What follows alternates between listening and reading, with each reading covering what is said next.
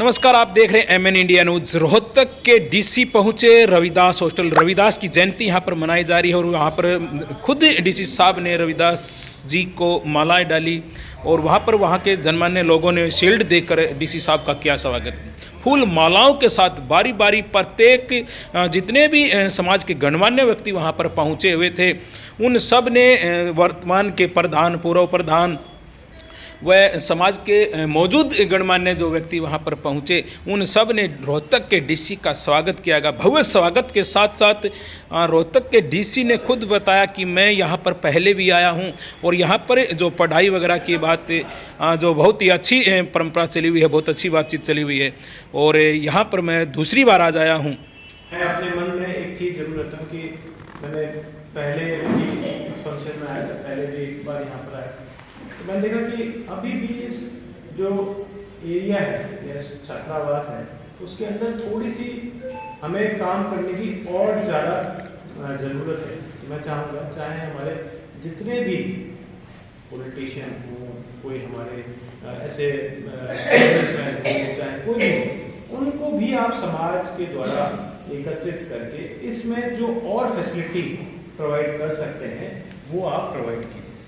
मैं कुरुक्षेत्र में डीसी था, वहाँ पर भी एक बड़ा अच्छा हुड्डा सेक्टर में एक इसी टाइप का शायद बना हुआ है, तो वहाँ पर भी रिटायर्ड IAS थे, उन्होंने मेरे को इन्वाइट किया था रविदास जयंती के अंदर। उन्होंने बड़ा अच्छा सा वहाँ पर हॉल बनाया हुआ है। राम भगत लांगड़ जी, राम भगत लांगड़ और बड़ा अच्छा हॉल बना हुआ है नीचे हुड्डा सेक्टर के अंदर और ऊपर बच्चों के लिए कमरे और छात्रावास।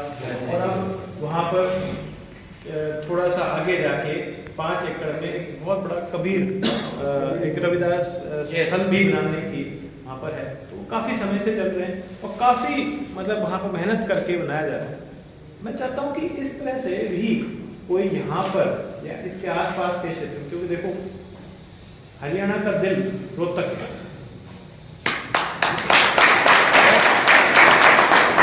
रोहतक की बात कही जाती है और पूरे हरियाणा में जाती है। तो मैं समझता हूँ कि जब तक रोहतक में आप मजबूत ना होंगे, पूरे देश में या पूरे राज्य में भी होना जरूरी है। मेरा आपसे यही निवेदन है कि जैसे वहाँ पर कुरुक्षेत्र के अंदर वहाँ पर जो संस्थाएं हैं, उन्होंने बड़ा अच्छा काम करके इस टाइप से प्रयोग किया, तो आप भी कीजिए, चाहे उसमें आपको किसी का भी सहयोग देना पड़े, ना सिर्फ समाज से है बल्कि समाज के बाहर भी जाकर आपको कुछ ऐसे लोग, दानी लोग मिले, उनका भी आपको सहयोग देना चाहिए और उन्हें बताना चाहिए, क्योंकि ये मैं भी एक दूरदर्श प्रजापति जो संस्था है उससे संबंधित है, वो भी दिल्ली के अंदर इसी टाइप से जो UPSC के बच्चे करते हैं उनकी हम उसमें देखभाल में लगे रहते हैं।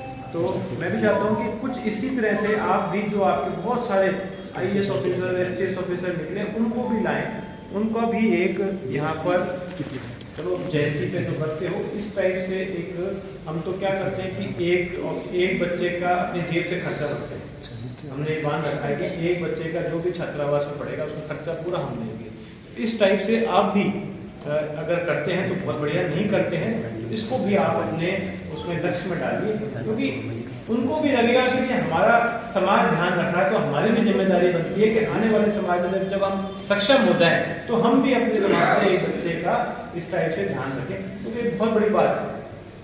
आपने देखा होगा कि केयर करना, बहुत एक दूसरे का ध्यान रखते हैं कि वो हमारी कम्युनिटी से है या वो पर्टिकुलर कंट्री से है, तो इटालियन लोगों को बहुत ध्यान रखते हैं। नॉर्वे में नॉर्वे का जो है कम्युनिटी, वहाँ पर फीलिंग है।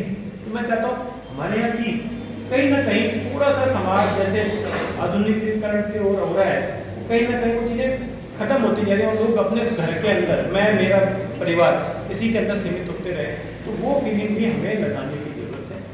और मैं चाहता हूँ कि रविदास जी महाराज का आशीर्वाद आप सब पे बना रहे। इसी बातों के साथ मैं अपने वाणी को विराम देता हूँ। बहुत बहुत धन्यवाद सर, आपने बहुत ही अच्छी समाज को दिशा दी और को आसान बना देती है। ईश्वर के लिए हृदय में श्रद्धा होनी चाहिए, सच्ची आस्था पत्थर को भगवान बना देती है।